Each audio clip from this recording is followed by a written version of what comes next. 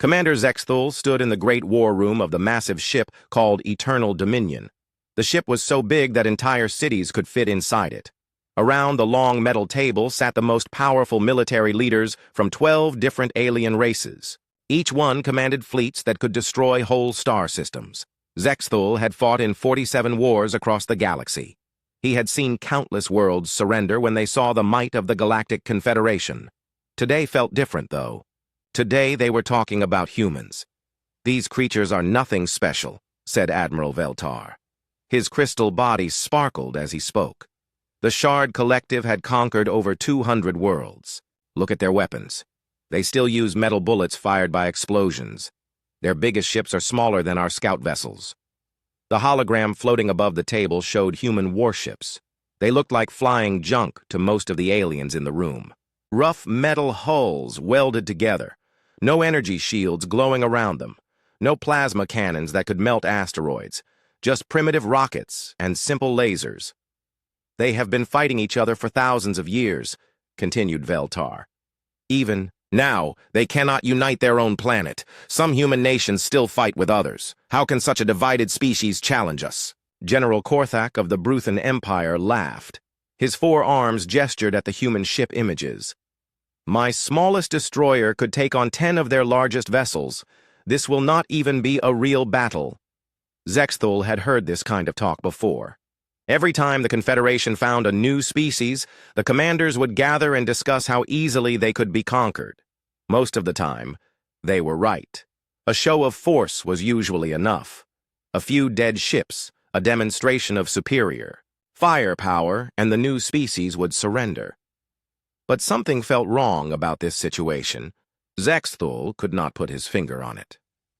"What about their ground forces?" asked Minister Thylix. Her tentacles waved as she spoke. "Have we studied their military tactics?" "Primitive beyond belief," said General Korthak. "They march in lines. They use wheeled vehicles that crawl along the ground. Their soldiers carry small projectile weapons. No energy armor, no personal shields. A single plasma burst would kill dozens of them." The other commanders nodded in agreement. Some laughed at the images of human soldiers. They looked so small and weak compared to the mighty warriors of the galaxy. "How long have they been able to travel between stars?" Zexthul asked. "Less than 50 of their years," replied Veltar. "They have barely left their home system. A few small colonies on nearby worlds, nothing that matters. And yet, they refuse our offer to join the Confederation peacefully," said Minister Thylix. "Most species accept after we show them what our fleets can do. Why do these humans think they can resist?" "Ignorance," said General Korthak. "They do not understand what they face. Once they see our ships, they will surrender quickly." Admiral Veltar stood up. His crystal form caught the light from the hologram. "I propose we send a small fleet to their home system. Nothing too large. Just enough to show them the futility of resistance. Commander Zexthul, you will lead this mission." Zexthul felt surprised. "Sir, with respect, why me? This seems like a simple task. Any junior officer could handle first contact with such a primitive species." "You have experience," said Veltar. 47 successful campaigns. These humans might try some desperate trick when they realize they cannot win. Your experience will be valuable." The other commanders agreed. It was decided that Zexthul would take a small fleet of only 50 ships to meet with the human leaders. The fleet would include vessels from several different races to show the humans how many powerful civilizations supported the Confederation. "What are our terms?" asked Zexthul. "The usual," said Minister Thylix. "Complete surrender of their military forces. Acceptance of Confederation governors on all their worlds. 20% of their yearly production to be sent to Confederation worlds. Standard integration protocol." Zexthul had delivered these terms many times before. Sometimes the new species would try to negotiate. They might ask for better terms or more time to consider. But in the end, they always surrendered. The alternative was the complete destruction of their civilization. "When do we leave?" he asked. "Immediately," said Admiral Veltar. "The sooner we finish this, the sooner we can focus on more important matters.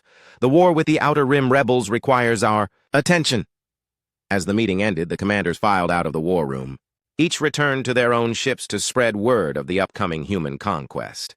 It would be quick and easy, they believed. Another species added to the Confederation's long list of subjects. Zexthul remained in the war room for a few minutes after the others left. He studied the holographic images of human ships and weapons. Something bothered him about the whole situation, but he could not figure out what. The humans had been observed for centuries. The Confederation always watched new species as they developed space travel. They knew everything about human technology, their military capabilities, their political systems. The humans should know they were being watched. Yet they still refused to surrender. In his experience, species only refused surrender for two reasons. Either they were too primitive to understand the threat they faced, or they knew something the Confederation did not. Humans were clearly not too primitive. They had developed faster-than-light travel. They had established colonies on other worlds. They had complex political and military systems. So why were they refusing to surrender? Zexthul called up more detailed reports about human behavior. The files showed humans fighting wars among themselves for thousands of years. They seemed to enjoy conflict. Even when facing hopeless odds, human armies would sometimes fight to the last soldier. Perhaps they simply do not understand modern warfare, he said to himself.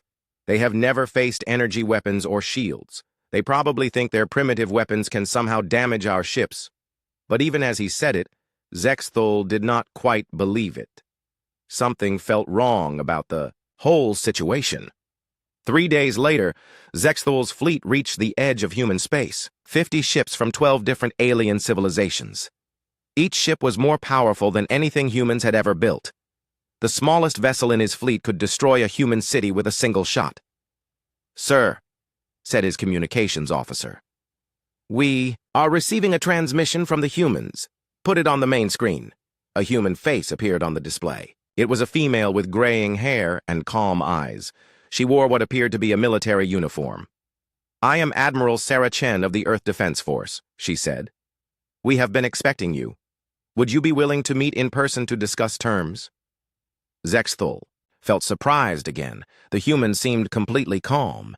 Most species showed fear when they first saw Confederation ships. This human looked like she was discussing ordinary business. "Very well," he replied. "We will meet at the neutral station in this system. Bring no more than 5 officers." "Understood. We will see you in 6 hours." The transmission ended. Zexthul stared at the empty screen for a long moment. In 47 campaigns, he had never met an enemy commander who seemed so relaxed when facing overwhelming force. "Sir," said his tactical officer, "should we deploy the fleet in attack formation?" "No," said Zexthul. "Maintain current positions, but keep all weapons powered and ready." He had a feeling this meeting would not go as expected. The neutral station hung in empty space between the two fleets. It was an old trading post that nobody used anymore, perfect for meetings between enemies who did not trust each other. Zexthul walked through the station's corridors with 4 other officers. Each officer came from a different alien race. The Confederation wanted humans to see how many powerful species they would be fighting. The meeting room was simple, just a table and chairs in the middle of a metal chamber. Admiral Chen was already there when they arrived. She had brought 4 human officers with her, just as agreed. Zexthul studied the humans carefully. They looked so small and fragile compared to his officers. No natural armor like the Bruthen, no energy fields like the crystal beings, just soft flesh covered by simple clothing, yet none of them seemed afraid. "Thank you for coming," said Admiral Chen.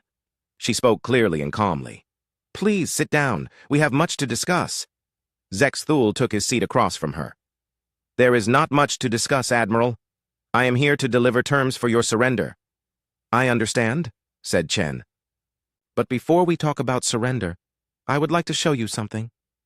She placed a small device on the table. A hologram appeared above it, showing detailed technical information about Confederation ships. Zexthul felt shocked as he recognized the data. It was completely accurate information about their weapons, shields, and tactical systems. "How did you obtain this?" demanded Colonel Vorthak, the Bruthen officer. "We have been watching you for a very long time," said Chen. "Just as you have been watching us." The hologram changed to show more information. detailed battle reports from Confederation wars, tactical analysis of how different alien species fought, weaknesses in various ship designs, information that should have been impossible for humans to obtain. "This is classified military intelligence," said Captain Thylix. Her tentacles curled with anger. How could primitive humans have access to such data? Admiral Chen smiled. It was not a friendly smile. "You made a mistake common to all advanced civilizations. You assumed that because we were technologically inferior, we were also intellectually inferior." She stood up and began walking around the table. "For the past 300 years, you have been observing human conflicts. You watched us fight our wars. You studied our weapons and tactics. You cataloged our weaknesses." Zexthal felt a cold sensation in his stomach. And you never considered that we might be studying you in return," said Chen. "Every time you observed one of our battles, we learned something about your observation methods. Every probe you sent to scan our technology, we eventually captured and analyzed. Every communication you intercepted from our military, we designed to teach you exactly what we wanted you to know." The human officer next to Chen spoke for the first time. "You have been watching us fight each other with primitive weapons for centuries. Did you ever wonder why we never seem to develop better ones?" "Because you are technologically backward," said Captain Thylix. "No," said the human officer.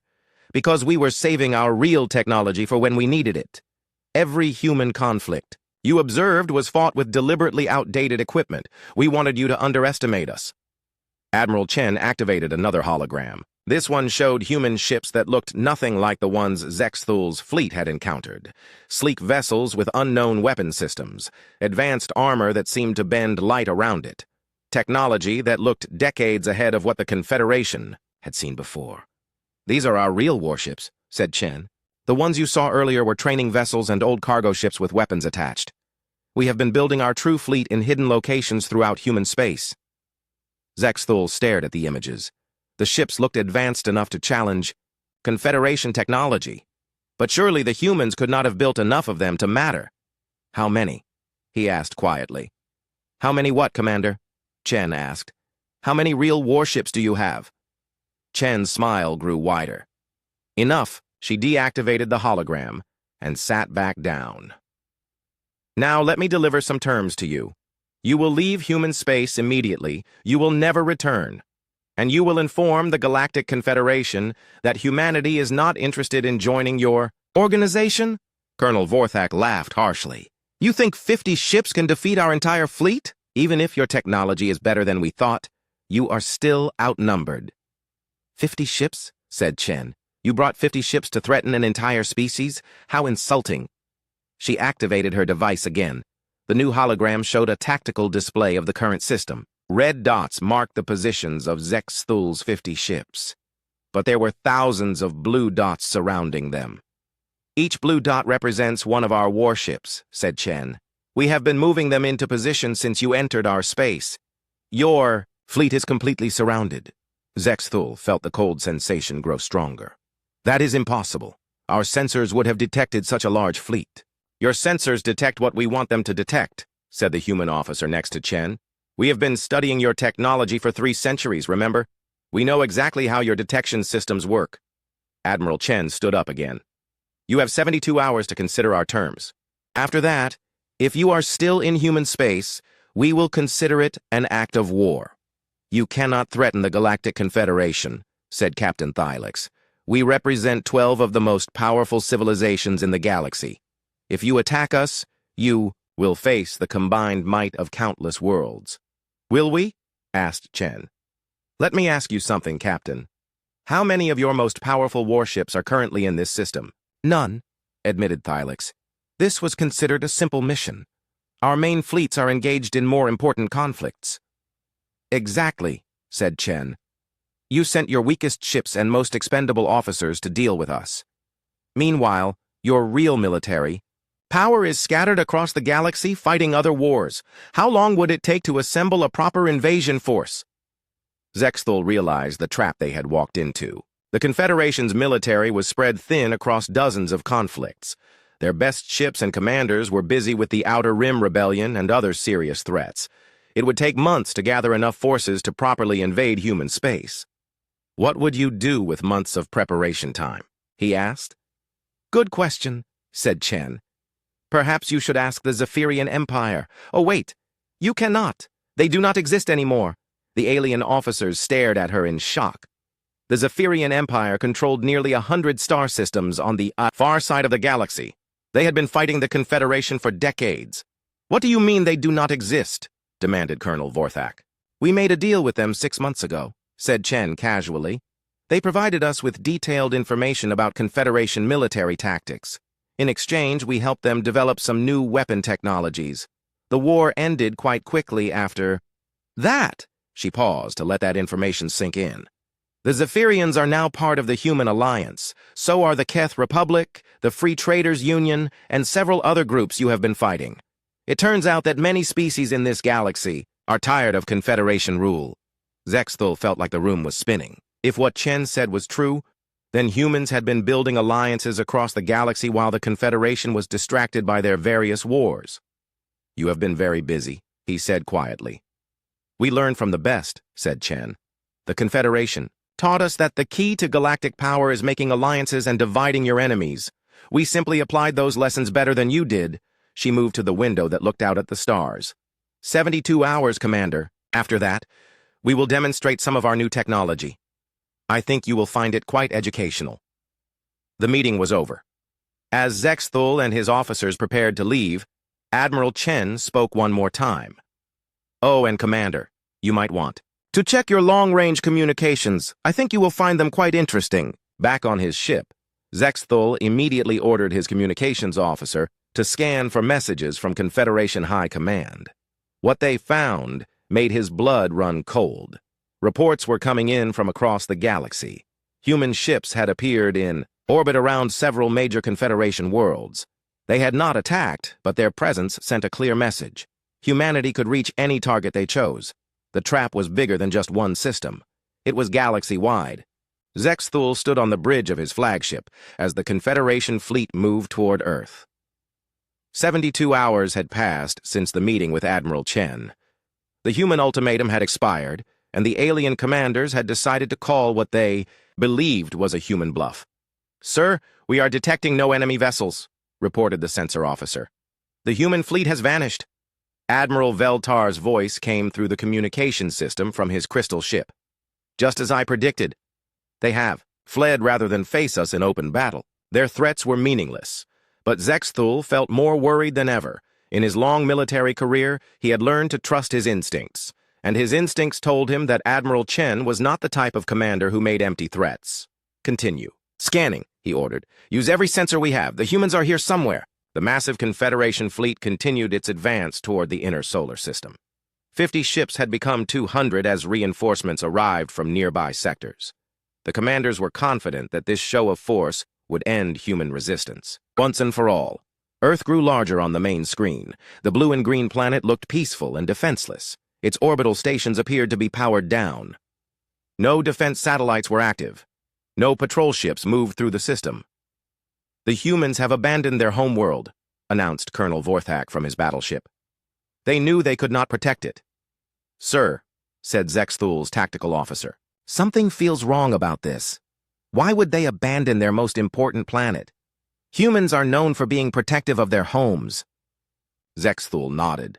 My thoughts exactly. Increase scanner power. Check behind every asteroid, every moon, every piece of space debris. The humans are planning something. The fleet spread out as it entered the inner solar system. Ships took positions around the major planets and moons. They prepared to establish orbital control over the entire system. That was when the trap was sprung. Contact! Screamed the sensor officer.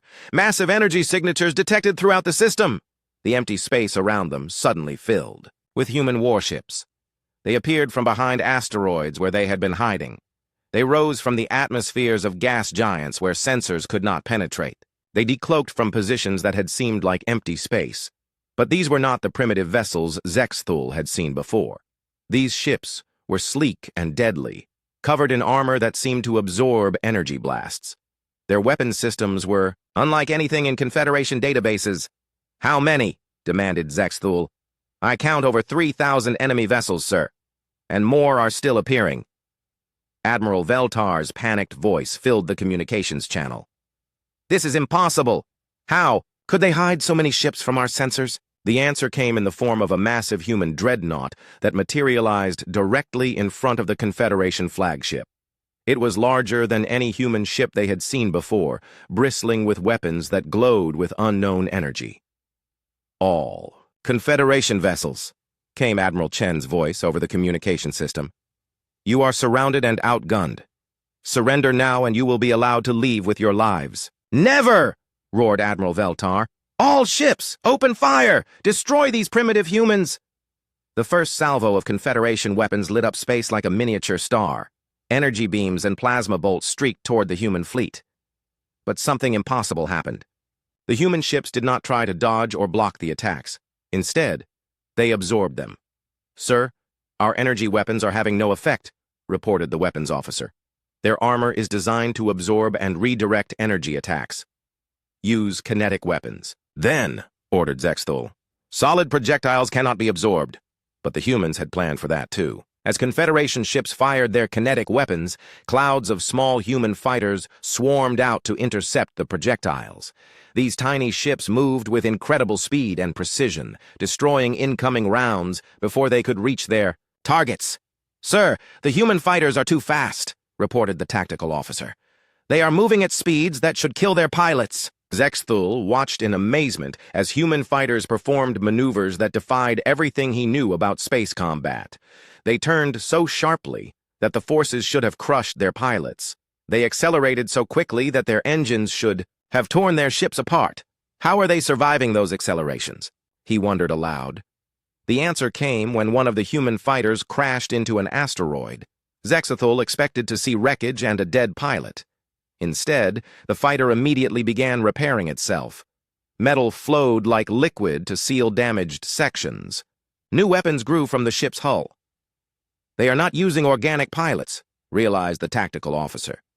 Those are artificial intelligences. The ships can survive any acceleration because there are no living beings inside them. The human counterattack began with terrifying precision. Instead of the massive energy weapons the Confederation expected, human ships fired what looked like simple metal projectiles. But these projectiles moved at incredible speeds, faster than anything the aliens had seen before. Kinetic kill vehicles, observed Zexthul as he watched a Confederation cruiser torn apart by impacts. They are using raw physics as a weapon. The human projectiles punched through energy shields like they were made of paper. Confederation armor that could withstand plasma blasts crumpled like foil under the kinetic impacts. Ships that had survived hundreds of battles were destroyed in seconds, but the most terrifying human weapon was something they called gravity bombs. These devices created localized distortions in space-time itself. Confederation ships caught in. The gravity wells were crushed or torn apart by forces that no technology could resist. Sir, we are losing ships faster than we can count them, reported the communications officer. Admiral Veltar's flagship has been destroyed. Colonel Vorthak is requesting permission to retreat. Zexthul watched as his proud fleet was systematically dismantled by human forces. Every advantage the Confederation had relied on was being countered by human innovation. Energy shields were useless against kinetic weapons. Advanced AI systems were outmaneuvered by human intuition and creativity. Superior technology meant nothing when the enemy had spent centuries learning how to defeat it. Sir, incoming transmission. From the human command ship, announced the communications officer. Admiral Chen's face appeared on the screen again. Behind her, Zexthul could see displays showing the complete destruction of the Confederation fleet. Commander Zexthul, she said calmly, you have seen enough. Order your remaining ships to withdraw immediately or I will be forced to destroy them all. Zexthul looked at his tactical display. Of the 200 ships that had entered the system, less than 50 remained operational. The human fleet showed no signs of damage or fatigue. They had completely outclassed the Confederation forces. Admiral Chen, he said. How? How did your species develop such advanced technology so quickly? Chen smiled sadly. We did not develop it quickly, Commander. We have been working on these systems for 300 years. Every human conflict you observed, every war you watched us fight, was actually a testing ground for new weapons and tactics. She gestured to her displays. While your species grew comfortable with your technological superiority, we spent centuries learning how to defeat it. We studied every Confederation battle. We analyzed every weapon system. We designed our entire military specifically to counter your advantages. But your own conflicts, said Zexthul. The wars between human nations, those were real. Some of them, admitted Chen, but many were elaborate training exercises. We needed our military to learn how to fight against impossible odds. We needed them to think creatively and adapt quickly. The best way to do that was to make them fight each other using different technological levels. Zexthul understood now. The humans had used their own species as a training ground. They had deliberately maintained the appearance of primitive technology while secretly developing advanced weapons. Every human war had been preparation for this moment. You have been planning this for centuries, he said. Since the day we first detected your observation probes, confirmed Chen, we knew that eventually a galactic power would try to conquer us. We decided to be ready. The communication ended. Zexthul looked around his bridge at his surviving officers. They all had the same expression of shock and defeat. Sir, what are your orders? Asked the tactical officer. Zexthul thought about his 47 successful campaigns. He had never faced an enemy like this. The humans had not just defeated the Confederation fleet. They had made it look easy. Signal all remaining ships, he said quietly. We are withdrawing from human space immediately. As the battered Confederation fleet limped away from Earth, Zexthul could not stop thinking about Admiral Chen's words. The humans had been preparing for this war for 3 centuries. They had spent more time planning this single battle than most species spent building their entire civilizations, and this was just the beginning. The retreat from human space turned into a nightmare that lasted for weeks. Zexthul watched his once proud fleet limp through space, damaged and demoralized. But the humans did not let them go quietly. Sir, we have more human ships on our sensors, reported the tactical officer for the 10th time that day. They are following us again. Zexthul looked at the display with growing dread. Small groups of human vessels had been shadowing the Confederation fleet since they left Earth's solar system. They did not attack, but their presence sent a clear message. The humans could strike whenever they chose. How many this time? He asked. Only 12 ships, sir, but they are maintaining perfect formation and keeping pace with our fastest vessels. That was the most disturbing part. Human ships were keeping up with Confederation vessels that were specifically designed for speed. Some of the fleeing ships were scout vessels built to outrun any enemy. Yet the humans matched their pace effortlessly. Commander, came Admiral Veltar's voice over the communication system. Veltar had survived the destruction of his flagship and transferred to a smaller vessel. We need to discuss our situation. Zexthul activated the fleet communication channel. The faces of the surviving Confederation commanders appeared on his screen. They all looked defeated and frightened. The humans are not just following us, said Captain Thylix. Her tentacles were curled with stress. They are learning from us. Every time we change course or adjust our formation, they adapt their pursuit. Tactics. It is worse than that, added Colonel Vorthak. My communications officer intercepted human transmissions. They are sharing our fleet data with other human forces throughout the galaxy. The implications of that statement chilled everyone. If humans were tracking Confederation movements and sharing intelligence, then nowhere in the galaxy was safe from human attack. Sir, said Zexthul's intelligence officer, I am receiving urgent messages from Confederation High Command. Human ships have appeared in dozens of star systems across our territory. They are not attacking, but they are making their presence known. Admiral Veltar's crystal form flickered with agitation. How is this possible? How can humans have ships in so many places at once? They planned this operation very carefully, said Zexthul. While we were focused on their Earth system, they were positioning forces throughout the galaxy. This was never just about defending their homeworld. What do they want? Asked Captain Thylix. The answer came in the form of a broad transmission that reached every Confederation ship simultaneously. Admiral Chen's face appeared on their screens, but she was no longer aboard a warship. She stood in what appeared to be a formal government building. To all Confederation forces, she began, I am Admiral Sarah Chen, speaking on behalf of the Terran Alliance. I have a message for your leaders. Behind her, Zexthul could see maps showing human ship positions throughout the galaxy. Red dots marked dozens of major Confederation worlds, each one with human forces in orbit. "We are not interested in conquest," continued Chen. "We do not want to rule your worlds or enslave your people, but we will not tolerate any further aggression against human space or our allies." She paused to let that sink in. "Therefore, we are establishing new rules for galactic civilization. Any species that wishes to maintain peaceful relations with humanity will withdraw all military forces from the territory of other species. Any species that continues to practice conquest or enslavement will be considered an enemy of the Terran Alliance." The transmission ended, leaving the Confederation commanders staring at blank screens in shock.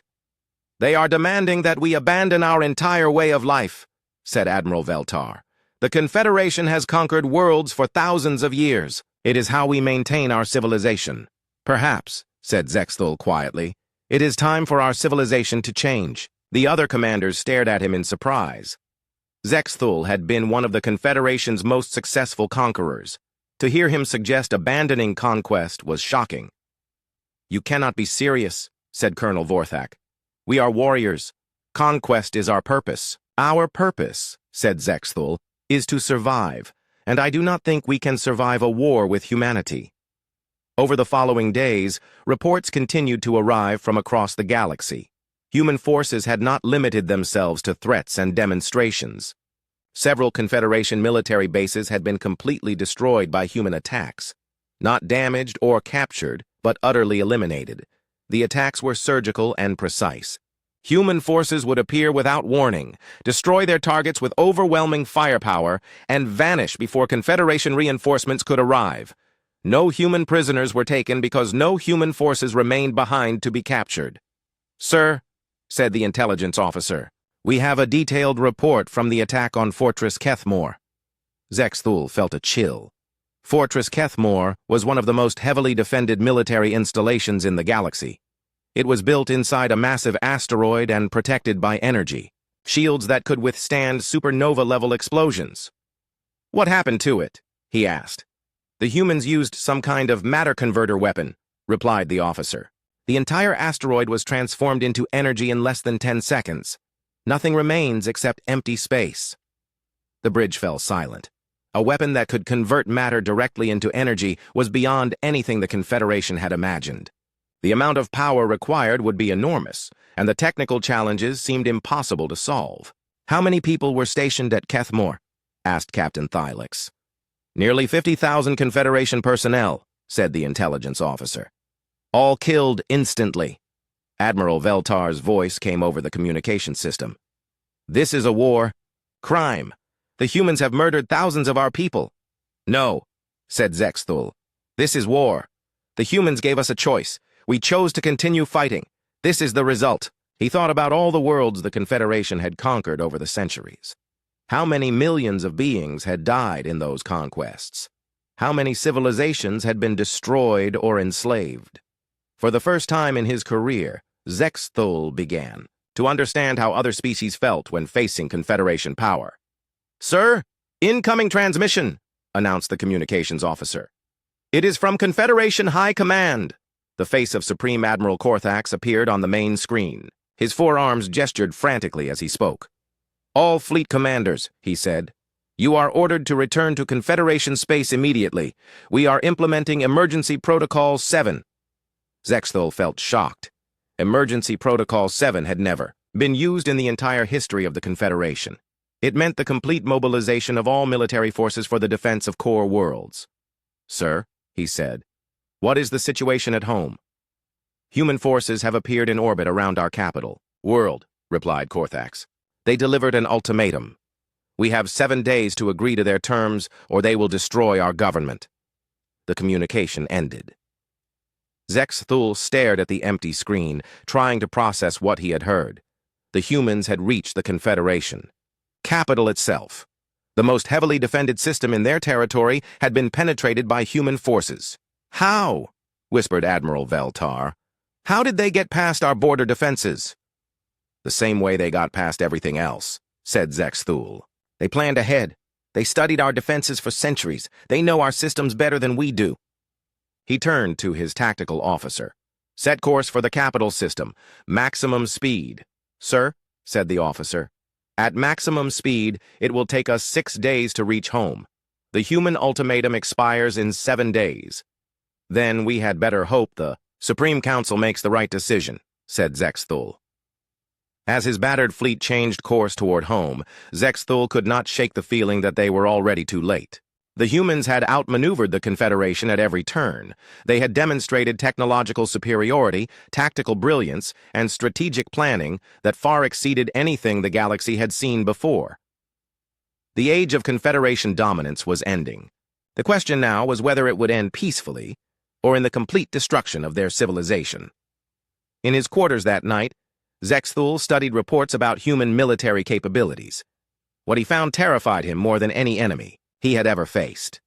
The humans had not just built a superior military, they had built a war machine specifically designed to defeat galactic-level civilizations, and they were just getting started. 6 months later, Zexthul stood in a very different place than he had ever imagined. The Grand Council chamber of the former Galactic Confederation had been redesigned.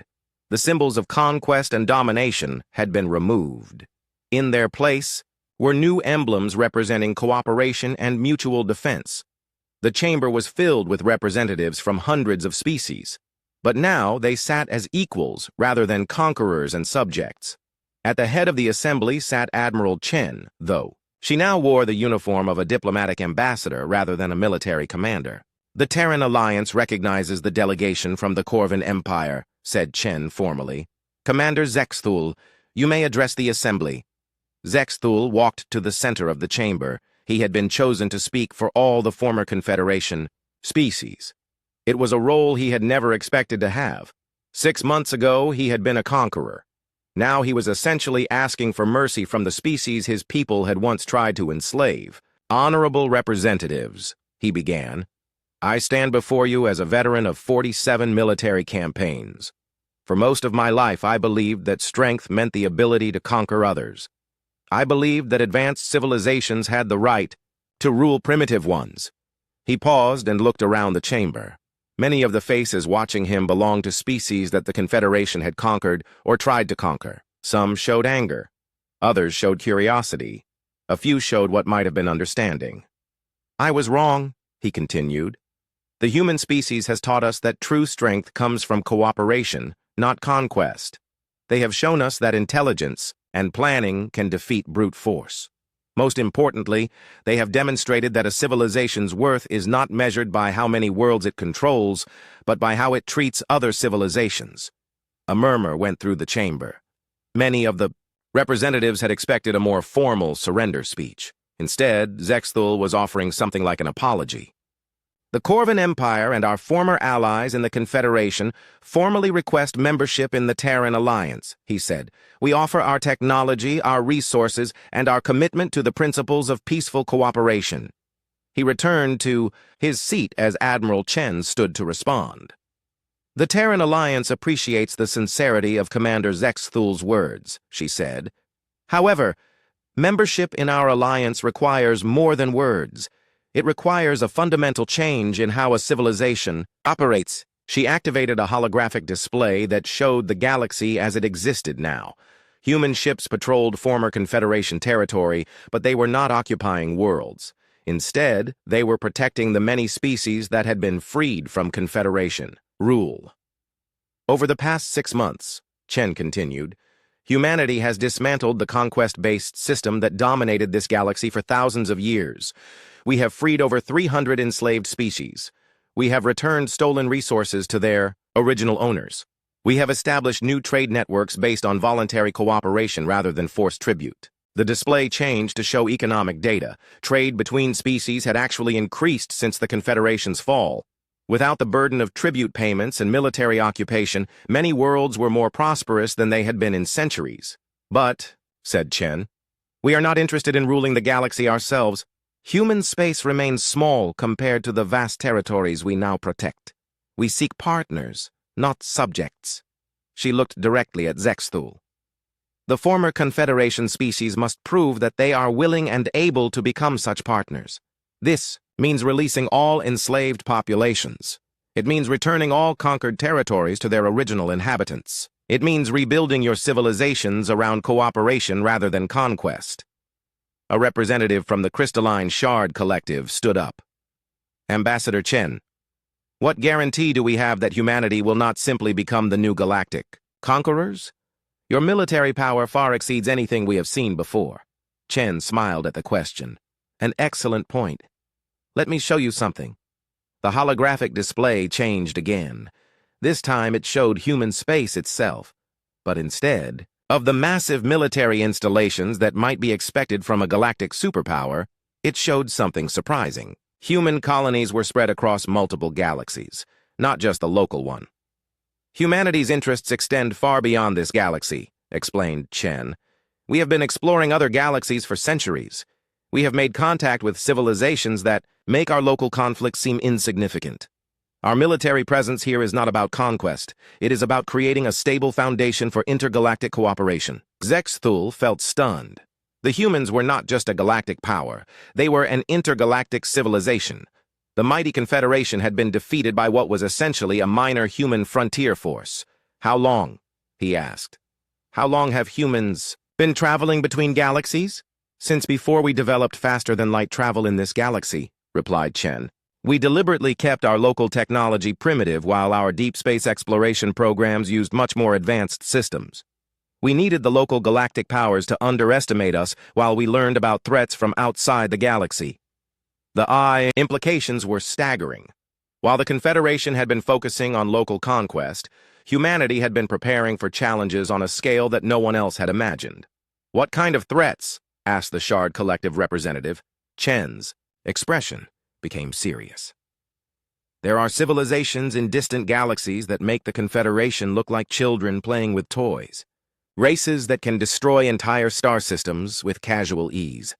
Collective intelligences that consume whole galaxies for resources. Beings that exist partially outside normal space-time. She paused to let that information sink in. Humanity's expansion into this galaxy was not about conquest, it was about recruitment. We need allies for conflicts that are coming, whether we want them or not. A new representative stood up. Zexthul recognized her as a leader from one of the former slave species that the humans had freed. Ambassador Chen, she said, if these threats are so dangerous, why should we trust that humanity can protect us from them? Because, said Chen, we already have. The holographic display changed one final time. It showed deep space beyond the galaxy's edge. There, barely visible, were the remains of massive structures that dwarfed even the largest human ships. 3 years ago, explained Chen, a scout force from the Devourer Collective entered this galaxy. They were the advanced scouts for an invasion that would have consumed every inhabited world. Human deep space forces intercepted and destroyed them before they could report back to their main fleet. Zexthul stared at the images. The destroyed structures were enormous, clearly built by a civilization with technology that exceeded even human capabilities. The invasion fleet is still coming, continued Chen. It will arrive in approximately 50 years. By then, we need this galaxy to be united and prepared. We need every species working together to build defenses and develop new technologies. She looked around the chamber at all the assembled representatives. This is why the Terran Alliance exists. Not to conquer local species, but to unite them against threats from outside. The age of internal conquest must end because we face external dangers that require our complete cooperation. The chamber fell silent as the representatives absorbed this information. Everything they thought they knew about the galactic situation had just changed. So, said Zexthul slowly, when you defeated the Confederation, you were not just ending our expansion. You were preparing us for a real war. Exactly, said Chen.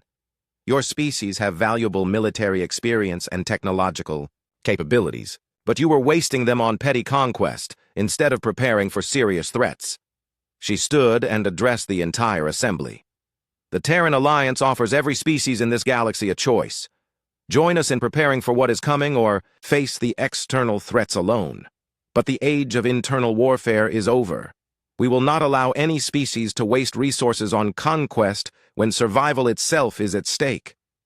The vote was unanimous. Every species present, including the former Confederation members, agreed to join the Terran Alliance. As the session ended, Zexthul approached Admiral Chen. "Ambassador," he said, "I have one final question. When you first met with our fleet, you seemed completely confident that you would win. Did you always know it would end this way?" Chen considered the question carefully. "Commander, humans have been planning for galactic integration for over 400 years. We knew that eventually we would need to unite all local species against external threats. The Confederation's aggressive expansion forced us to accelerate our timeline, but the general plan was always the same." She looked out at the stars visible through the chamber's windows. "What you saw as humanity's emergence as a galactic power was actually the final phase of a much larger strategy. We did not want to conquer this galaxy. We wanted to save it." Zexthul nodded slowly. "And now?" "Now," said Chen, "the real work begins. We have 50 years to prepare an entire galaxy for war against enemies that could destroy us all. I hope it will be enough time." As Zexthul returned to his quarters in what was now called Unity Station, he reflected on everything that had changed. 6 months ago, he had been a proud conqueror serving a mighty empire. Now he was a junior partner in an alliance facing threats beyond his imagination. But for the first time in his long military career, he felt like he was fighting foe.